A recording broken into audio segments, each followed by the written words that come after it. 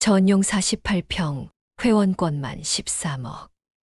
국내 최상급 시니어 레지던스라는 타이틀에 강원도 산자락을 통째로 차지한 숲속 라움. 공기부터 다르다. 도심 스트레스에서 해방, 자연 속에서 수면까지 연장되는 삶이라는 문구들.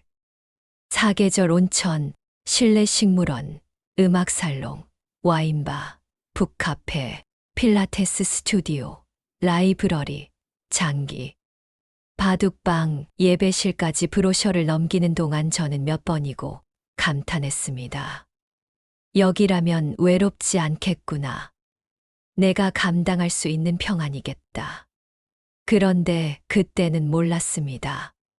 반짝이던 포장지 안에 얼마나 차갑고 무서운 방치와 침묵이 숨어 있었는지를. 안녕하세요. 저는 올해 72, 이름은 박영자입니다. 부산 태생이고 바닷바람에 소금기 묻은 생활을 평생 했습니다. 남편과는 골목 입구에서 잡화점을 40년 했어요. 새벽 5시에 문 열고 밤 10시에 문 닫고 그 사이 밥 먹는 시간도 아깝다고 계산대에서 삼각김밥으로 대충 때우던 날들이 수두룩했죠. 그렇게 살다 보니 어느새 아이들이 자라고 장가, 시집가고 저는 흰머리가 늘었고 가게 벽에 붙여둔 77이 할인 스티커는 색이 바랬습니다. 남편은 6해 전 심장으로 먼저 갔습니다. 병원 응급실에서 놓친 손끝의 온도가 아직도 기억납니다. 그날 이후 우리 집은 유난히 넓어졌습니다. 개수대에서 물방울 떨어지는 소리조차 크게 울리더군요. 그래도 살았습니다. 새벽엔 시장 가서 바지락과 미나리 한 줌 사고, 낮엔 도서관에 가서 책을 빌리고, 저녁이면 드라마 보다가 꾸벅꾸벅 졸고, 그렇게 사는 것이 제겐 나쁘지 않았어요. 딸 민지는 판교에서 스타트업에 다니고, 사위 태현이는 출장을 밥 먹듯 다니는 직업이라 얼굴 보기 힘들고, 아들 성호는 캐나다로 이민 가서 손주들 한국말 가르친다고 영상통화로 애쓰고, 애들은 각자 살기 바쁘고 저는 괜찮다고 말하며 지냈습니다. 그런데 어느 날 두 아이가 거의 같은 얼굴로 제 앞에 앉아 이렇게 말하더군요. 엄마, 혼자 계시는 거 솔직히 걱정돼요. 엄마, 요양원 아니고 레지던스야. 호텔처럼 살면서 의료도 붙어 있고 프로그램도 엄청 많아. 주말마다 올게요. 손주들도 자주 보게 해드릴게요. 엄마, 새로운 시작이래. 새로운 시작. 그 말은 이상하게 제 귀에 오래 맴돌았습니다. 누구나 나이 들면 한 번쯤 꿈꾸는 게 있잖아요. 이제는 조금 편하게 살고 싶다. 안내받아 올라간 숲속 라움은 정말 그림 같았습니다. 소나무 숲 사이로 난 산책길은 폭신했고, 유리 천장 아래 햇살이 쏟아지는 실내 식물원은 공기부터 달랐고, 온천물이 졸졸 흘러내리는 야외 족욕장은 발을 담그기만 해도 피로가 내려앉는 기분이었어요. 유럽풍 외관의 레지던스 동들은 단정했고, 로비에는 그날의 클래식 플레이리스트가 적힌 보드가 서 있었습니다. 직원들은 정장을 입고 입주민님이라 부르며 미소를 지었고, 24시간 의료센터 연계, 응급벨 누르면 즉시 대응, 개인 맞춤 저염식 같은 단어들이 제 마음을 붙잡았습니다. 이 정도면 괜찮겠다.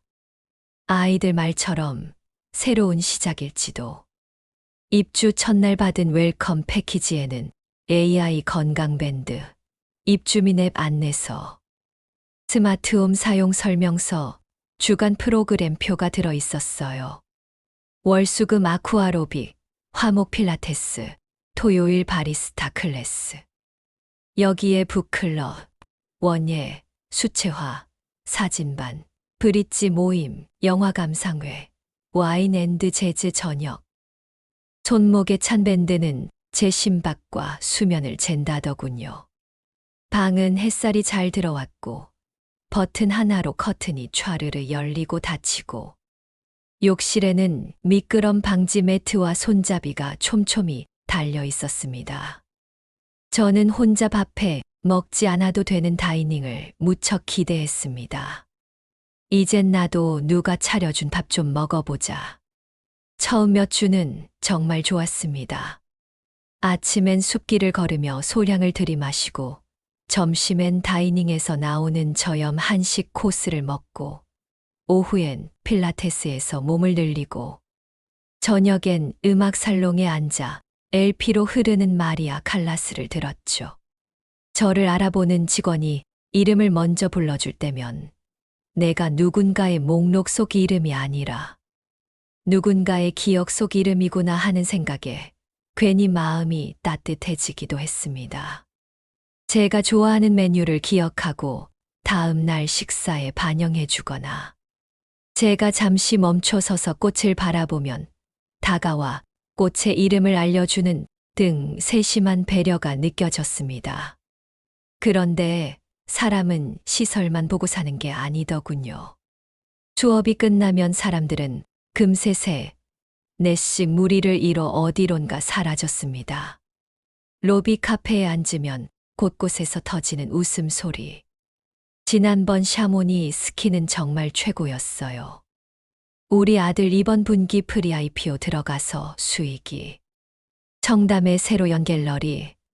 내 서클에서 오프닝 초대받았지. 그들의 말은 반짝였지만 제 귀에선 자꾸 소리가 죽었습니다. 나는 뭘 말해야 좋을까? 시장에서 만난 새벽 미역이 더 달고 지하철 좌석에서 졸다 깬 할머니가 손에 들고 있던 붕어빵이 유난히 맛있어 보였던 일. 그런 이야기들은 이들 사이에 틈이 없었습니다. 처음에는 제가 낯을 가려서 그런가 보다 했습니다. 먼저 다가가 말을 걸어보기도 했죠. 안녕하세요. 새로 온 박영자입니다. 하지만 그들의 시선은 제 뒤에 있는 누군가를 찾는 듯 했고, 건성으로 아, 네 하고는 금세 자기들끼리의 대화로 돌아갔습니다. 그들의 대화는 온통 그들만의 리그였습니다. 누가 어디 골프장에서 홀인원을 했는지, 어느 동네 아파트 값이 얼마가 올랐는지, 자식들이 어떤 명문대를 나왔고, 어떤 대기업에 다니는지, 해외여행은 어디를 다녀왔는지. 용기 내 한번 끼어들어 봤습니다. 저는 요즘 산책로에서 만나는 청설모가 귀엽더라고요. 제 말이 끝나자 잠깐 멈칫한 미소들, 그리고 아, 귀엽죠 하고 건조한 대꾸. 대화는 곧장 다시 와인 산지와 해외 콘도로 돌아갔습니다. 그날 밤 방으로 돌아와 커튼을 닫는데 불현듯 허무가 올라왔습니다. 그래, 난 여전히 혼자구나. 그러다 우연히 다이닝 끝자락 구석 자리에서 혼자 수프를 떠먹는 분을 봤습니다. 짧은 밤색 단발머리, 얇은 목도리, 펼쳐진 책 한 권. 다른 사람들과 어울리지 않고 혼자 조용히 식사하는 모습이 어쩐지 제 마음을 끌었습니다. 다음 날 저는 그분이 앉은 테이블로 가서 말문을 열었어요. 같이 앉아도 될까요? 그분이 미소 지으며 고개를 끄덕였습니다. 그래요. 혼자 먹는 것도 심심하던 참이었어요. 그분의 이름은 최선화. 76, 국어 선생님으로 정년 퇴직했다네요. 35년간 중학교에서 아이들 가르쳤어요. 남편은 10년 전에 먼저 갔고 자식들은 모두 서울에 있어서 혼자 지내다가 이곳에 왔죠. 우리는 금세 친구가 됐습니다. 선화 씨는 다른 사람들과 달리 자랑을 하지 않았어요. 드라마 얘기 대신 시 구절을 주고받았고 자식 자랑 대신 서로가 겪은 사소한 실패와 웃긴 실수를 나눴어요. 제가 애들한테 한글 받아쓰기 시키다가 제 실수를 아이들이 잡아낸 거 있죠. 그렇게 웃다 보면 이곳이 사람 사는 공간 같았습니다. 선아 씨와 함께 있으면 시간이 금세 지나갔어요. 우리는 도서관에서 같은 책을 읽고 감상을 나누기도 하고 온천에서 만나 하루 있었던 일들을 이야기하기도 했어요. 하지만 그 따뜻함도 오래 가지 않았습니다. 입주한 지 2달쯤 되었을 때부터 작은 균열이 보이기 시작했거든요. 가장 먼저 눈에 띈 것은 다이닝의 반찬이었어요. 처음에는 정말 다양하고 맛있었는데 어느 날부터 눈에 띄게 단출해졌습니다. 반찬 가짓수가 줄어들었고 개인 맞춤 저염식이라던 식판에 어느 날부터 냉동식품 같은 맛이 맴돌았어요. 원래 된장국에 소고기 조금이라도 들어갔는데 선화 씨가 숟가락을 멈추고 중얼거렸고 저도 고개를 끄덕였죠. 요새 국물만 있네요. 그리고 김치도 예전만 못한 것 같아요. 맞아요. 처음에는 직접 담근 김치 같았는데 지금은 마트에서 파는 김치 맛이에요. 프로그램 알림판에도 변화가 생겼습니다. 빨간 딱지가 하나둘씩 붙기 시작했어요. 필라테스 강사 일정 조정으로 한 달간 휴강. 바리스타 클래스 추후 공지. 음악 살롱 외부 연사 섭외 중단. 처음에는 일시적인 것이라고 생각했는데 시간이 지나도 복구되지 않았어요. 활기 넘치던 커뮤니티 센터는 점점 조용해졌고 사람들의 얼굴에는 실망감이 역력했습니다. 복도를 오가던 친숙한 직원 얼굴들도 하나둘 사라지기 시작했습니다. 처음에 안내해 주던 김지은 씨도 어느 날부터 보이지 않았어요. 청소도 전보다 뜸해졌고 화장실 휴지통이 가득 차도 한참을 그대로 두었습니다. 로비에 꽃꽂이도 시들어가는데 교체하지 않았고 음악 살롱의 피아노도 조율이 안 되어 소리가 이상했어요. 예전에는 로비에 앉아 있기만 해도 직원이 다가와 따뜻한 차를 권하고 불편한 점은 없는지 묻곤 했습니다. 하지만 이제는 눈을 마주치려 하지 않았고 바쁘다는 핑계로 서둘러 자리를 피했습니다. 가장 큰 문제는 의료였습니다. 입주할 때 가장 큰 매력으로 느꼈던 24시간 의료진 상주 시스템에 문제가 생기기 시작했어요. 어느 날 밤 11시쯤 가슴이 답답해서 의료센터에 갔는데 불이 꺼져 있었어요. 문을 두드려 봐도 아무 대답이 없었고 벽에는 야간엔 콜센터로 일원화되었습니다라는 안내만 붙어 있었습니다. 응급이면 어떻게 하냐고 다음날 직원에게 물었더니 119가 더 빠르잖아요 하고 웃었어요. 그 웃음이 이상하게 차갑더군요. 그럼 24시간 의료진 상주라는 건 거짓말인가요? 아니에요. 낮에는 계시니까요. 그리고 정말 응급하면 연락하시면 의료진이 출동해요. 하지만 그 정말 응급한 기준이 뭔지는 명확하지 않았어요. 결정적인 날은 눈이 소복하게 내리던 겨울밤이었습니다. 12월 중순쯤이었는데 저는 도서관에서 책을 읽다가 늦은 시간에 방으로 돌아가는 길이었습니다. 복도를 걷고 있는데 갑자기 쿵 하는 소리가 났어요. 뒤를 돌아보니 선화 씨가 바닥에 쓰러져 있었습니다. 선화 씨, 급히 달려가 보니 얼굴이 하얗게 질리고 손이 떨리고 있었어요. 의식은 있었지만 말을 제대로 하지 못했고 식은땀을 흘리고 있었습니다. 제 손이 먼저 움직였고 복도에 있는 비상벨을 눌렀어요. 아무 응답이 없었어요. 손목에 찬 AI 건강밴드에 SOS 버튼을 누르고 프런트로 전화를 걸었습니다. 여보세요. 일동복도에서 입주민이 쓰러졌어요. 빨리 의료진을 보내주세요. 잠시만요. 야간엔 의무실이 닫혀 있어요. 구급차를 불러드릴게요. 닫혀 있다고요? 24시간 상주라면서요. 제 목소리가 갈라졌습니다. 눈발 속에서 구급차가 오기까지 35분이 걸렸습니다. 그 긴 시간 동안 저는 선화 씨 옆에 앉아 손을 꼭 잡고 숨을 세며 기도했어요. 제발, 제발 무사하게 해주세요. 선화 씨는 중간중간 의식을 잃었다가 깨어나기를 반복했고, 저는 그때마다 괜찮아요. 제가 여기 있어요 라고 말했어요. 다행히 선화 씨는 경미한 뇌경색이었지만 큰 후유증 없이 회복할 수 있었어요.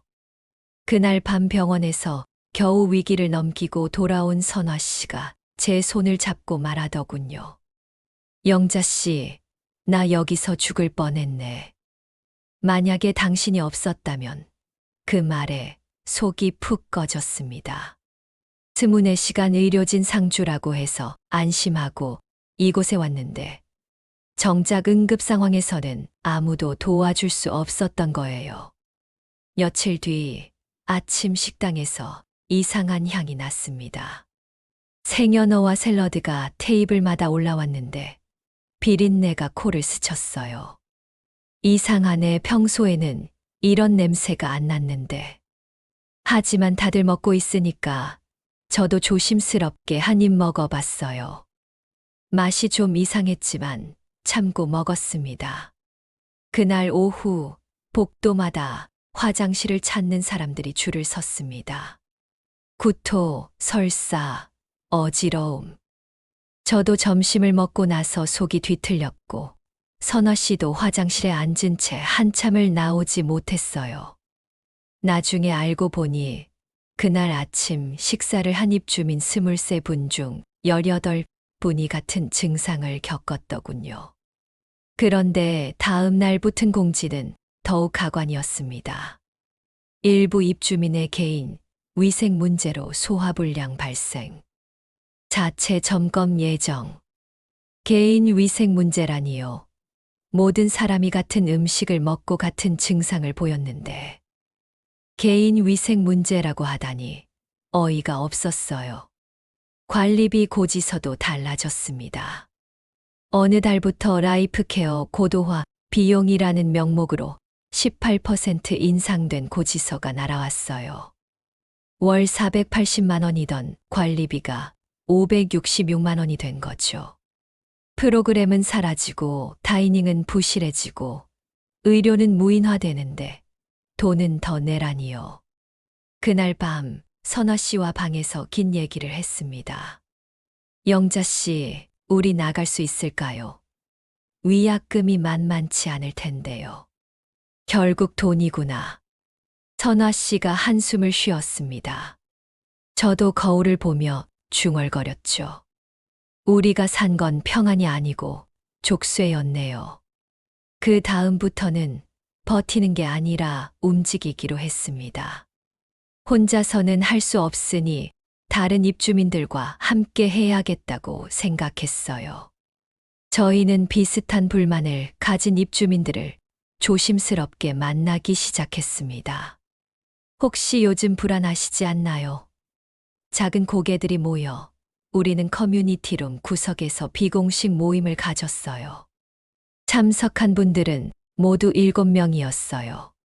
저와 선화 씨, 그리고 전직 교사였던 김명수 선생님 74세, 간호사 출신인 이순덕 할머니 69세, 공무원이었던 정태윤 어르신 71세, 회계사 출신 박미경 할머니 68세, 그리고 약사였던 최동진 어르신 73세.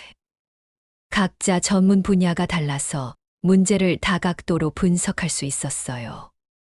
우리는 손에 쥔 것부터 체계적으로 정리했습니다. 초기 브로셔와 현재 상황의 차이점, 계약서의 문제점, 의료 서비스 부실 사례, 식중독 관련 증거, 관리비 인상 고지서, 프로그램 중단 공지 등등. 박미경 할머니가 회계사 출신이라 재정 관련 문제점을 잘 정리해 주셨고, 이순덕 할머니는 의료 서비스 부실 부분을, 정태윤 어르신은 법적 문제를 담당해 주셨어요. 관리사무소에 먼저 정식 공문을 넣었습니다. 입주민들의 서명을 받아 서비스 개선과 관리비 인하를 요구하는 내용이었습니다. 돌아온 대답은 한 장짜리였어요. 운영상 필요했던 조정이며 법적 하자 없음. 추후 개선 예정. 책임 회피와 형식적인 답변뿐이었습니다. 그때 선화 씨가 조용히 말했습니다. 영자 씨, 이런 건 세상이 알아야 바뀌어요. 어떻게요? 혼자 힘으로는 한계가 있어요. 공식적인 절차를 밟아야 해요. 우리는 그날부터 더욱 체계적으로 움직였습니다. 먼저 입주민 7분이 모여 증거를 더 체계적으로 정리했어요. 밤마다 꺼진 의무실 사진을 날짜별로 정리하고 응급벨을 눌렀지만 응답이 없었던 기록을 시간대별로 정리했어요. 식중독 관련해서는 증상을 겪은 입주민들의 진술서를 받았고, 관리비 인상 관련해서는 계약서와 대조해서 문제점을 분석했습니다. 다음으로 소비자보호원 1372에 집단 신고를 접수했습니다. 7명이 공동으로 신고서를 작성해서 제출했어요. 계약 위반, 서비스 부실, 일방적 약관 변경 등의 내용으로 신고했습니다. 동시에 국민신문고를 통해 시청 노인복지과와 보건소에도 민원을 제기했어요. 식품위생관리 부실과 의료 서비스 허위, 광고에 대한 내용이었죠. 관리사무소에는 내용 증명으로 정식 개선 요구서를 발송했습니다. 7일 이내에 구체적인 개선 방안을 제시하지 않으면 법적 조치를 취하겠다는 내용도 포함했어요. 정태윤 어르신이 공무원 시절 경험을 살려 법적 근거를 상세히 명시해 주셨어요. 영자 씨, 이제 기다려 봅시다. 공식 기관이 움직이면 달라질 거예요. 선화 씨가 제 손을 꼭 잡았습니다. 그녀의 단단한 손길에서 저는 큰 용기를 얻었습니다. 두려웠지만 이제는 물러설 수 없다는 생각뿐이었습니다. 며칠 후 소비자보호원에서 연락이 왔어요. 집단 신고 건으로 연락드립니다. 현장 조사를 실시할 예정이니 협조 부탁드립니다. 그리고 시청 노인복지과에서도 연락이 왔어요. 민원 접수 확인했습니다. 관련 기관과 합동으로 점검을 실시하겠습니다. 열흘 후 시청과 보건소, 소비자보호원 합동점검팀이 들어왔습니다. 조끼를 입은 공무원들이 의무실 근무일지를 확인하고 식당 위생 상태를 점검하고 관리비 인상 절차가 적법한지 따져봤어요. 야간 의료 공백은 즉시 시정 대상입니다. 위생관리 기준 미달로 개선 명령 내리겠습니다. 계약서에 명시되지 않은 일방적 관리비 인상은 문제가 있습니다. 그들의 목소리가 제 귀에 또렷이 들렸습니다. 점검팀이 조사하는 동안 입주민들이 하나둘 모여들어 자신들의 피해 사례를 증언하기 시작했습니다. 저는 당뇨가 있는데 정기 검진을 못 받고 있어요. 식중독으로 고생했는데 제대로 된 사과도 없었어요. 야간에 응급 상황이 생겼는데 아무도 도와주지 않았어요. 점검팀은 이런 증언들을 모두 기록했어요. 관리사무소 직원들은 당황한 모습이었어요. 처음에는 일시적인 운영상 문제일 뿐이라고 변명했지만 점검팀이 구체적인 증거를 제시하자 할 말이 없어 했어요. 특히 의료진 근무 기록을 확인했을 때 실제로는 야간에 의료진이 상주하지 않았다는 것이 명확히 드러났습니다. 사흘 뒤 관리사무소에서 연락이 왔습니다. 이번에는 운영 책임자가 직접 나와서 우리 7명을 만나자고 했어요. 운영 책임자라는 사람은 50대 중반으로 보이는 남성이었는데 평소에는 한 번도 본 적이 없는 사람이었어요. 아마 본사에서 급히 파견된 것 같았습니다. 어르신들, 상황이 복잡해졌습니다. 그는 무겁게 말문을 열었어요. 최근 운영상 어려움이 있었던 것은 사실입니다. 하지만 이 문제를 더 크게 만들 필요는 없지 않을까요? 책상 위로 서류 봉투를 밀었습니다. 두 분의 한 해 위약금 전액 면제로 원만히 해결하면 어떨까요? 봉투 안에는 계약 해지 동의서와 함께 비밀 유지 조항이 적혀 있었어요. 향후 이 문제에 대해 외부에 언급하지 않겠다는 내용이었죠. 저는 서류를 보다가 화가 났어요. 우리가 나가면 끝인가요? 남아있는 분들 밤은 누가 지켜요? 선화 씨가 단호하게 덧붙였습니다. 우리가 원하는 건 개인적 해결이 아니라 전체 시설 정상화예요. 여기 계신 모든 분들이 안전하게 지낼 수 있도록 해주세요. 다른 어르신들도 고개를 끄덕였어요. 운영 책임자는 난처한 표정을 지었어요. 하지만 운영상 어려움이 있어서 모든 서비스를 원래대로 복구하기는 그럼 처음부터 거짓말을 하지 말았어야죠. 김영수 선생님이 목소리를 높였습니다. 24시간 의료진 상주라고 해놓고 밤에는 아무도 없고 최고급 식단이라고 해놓고 상한 음식 주고 이게 사기가 아니면 뭐예요? 일주일 후 행정기관의 최종 점검 결과가 나왔습니다.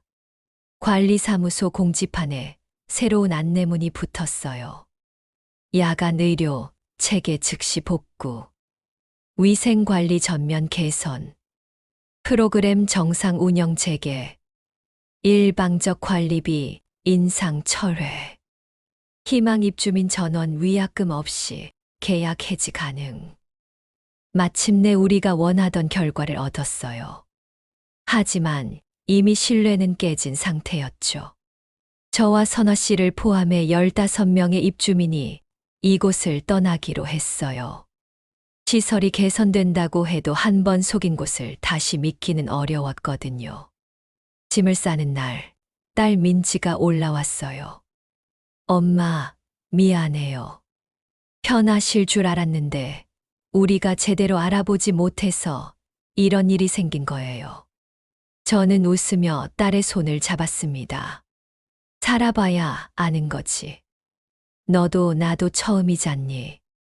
그리고 덕분에 좋은 친구도 만났고 이런 경험도 해봤네. 선화 씨는 저보다 먼저 나와서 춘천 시내의 작은 원룸을 얻었습니다. 저는 딸과 상의해서 경기도 의정부의 오래된 연립주택 한 칸을 전세로 얻었어요. 13억 원은 모두 돌려받았지만 몇 달간의 관리비는 돌려받지 못했어요. 그래도 큰 손해 없이 나올 수 있어서 다행이었죠. 새로운 집은 숲속 라움에 비하면 정말 소박했어요. 방 2개의 작은 거실, 부엌과 화장실이 전부였죠. 스마트홈도 없고 온천도 없고 음악 살롱도 없었어요. 하지만 이상하게 마음이 편했습니다. 낮엔 근처 전통시장에 가서 신선한 재료로 반찬을 사오고 일주일에 한 번은 구청에서 운영하는 어르신 글쓰기 모임에 나갔어요. 저녁엔 좋아하는 드라마를 틀어놓고 혼자만의 시간을 보냈어요. 처음엔 어색했는데 사람들 이야기 속에 진짜 삶의 체온이 느껴졌습니다. 해외여행 자랑이나 자식 성공담이 아니라 오늘 시장에서 만난 정겨운 사람들 이야기, 동네 고양이가 새끼를 낳았다는 이야기, 손주가 그린 그림을 자랑하는 이야기들이었어요. 선화 씨와는 한 달에 2번 정도 만났어요. 의정부에서 춘천까지는 좀 멀었지만 중간 지점인 청평에서 만나 호수를 바라보며 차를 마시곤 했어요. 영자 씨, 그때 우리가 용기를 내지 않았다면 지금도 그 답답한 곳에 갇혀 있었을 거예요. 맞아요, 선화 씨. 진짜 자유는 돈으로 살 수 있는 게 아니었어요. 가끔 전화가 왔습니다. 할머니, 뉴스에서 봤어요. 저희 부모님도 시니어 레지던스를 알아보고 있는데 뭘 꼭 확인해야 할까요? 그럴 때마다 저는 상세히 설명해 드렸어요. 약속한 서비스가 계약서에 정확히 어떻게 적혀 있는지, 야간 의료 대응이 문서로 보장되는지, 환불해지 규정이 소비자에게 일방적으로 불리하지 않은지 꼼꼼히 확인하세요. 그리고 무엇보다 그곳에 사는 사람들이 어떤 표정으로 생활하는지도 직접 보세요. 몇 달 후에 숲속 라움에 대한 소식을 들었어요. 결국 운영사가 바뀌었다고 하더군요. 우리가 제기한 문제들이 언론에도 보도되면서 입주 문의가 끊겼고 기존 입주민들도 많이 떠났다고 해요. 새로운 운영사가 들어와서 시설을 정상화하려고 노력하고 있지만 한 번 떨어진 신뢰를 회복하기는 쉽지 않은 것 같았어요. 돈이 많다고 마음이 덜 외로운 건 아니었습니다. 저는 이제 확실히 알아요. 노후의 평안은 좋은 공기나 예쁜 벽지, 고급 시설에서 나오지 않는다는 걸. 본질은 사람이고 약속이고 믿음입니다.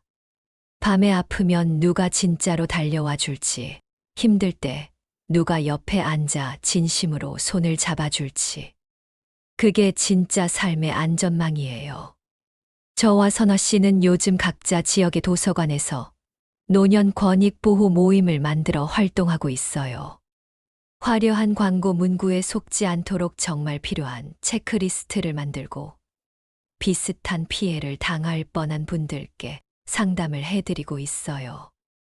우리의 경험이 다른 사람들에게는 귀중한 정보가 될 수 있다는 사실에 큰 보람을 느낍니다. 때때로 청평호수에서 만나 산책을 하며 그간의 일들을 이야기해요. 영자 씨 후회해요? 선아 씨가 어느 날 물었습니다. 저는 웃으며 대답했어요. 아니요. 무서운 곳이었지만 당신 같은 진짜 친구를 만났잖아요. 그리고 우리가 싸워서 다른 분들도 도울 수 있었고요.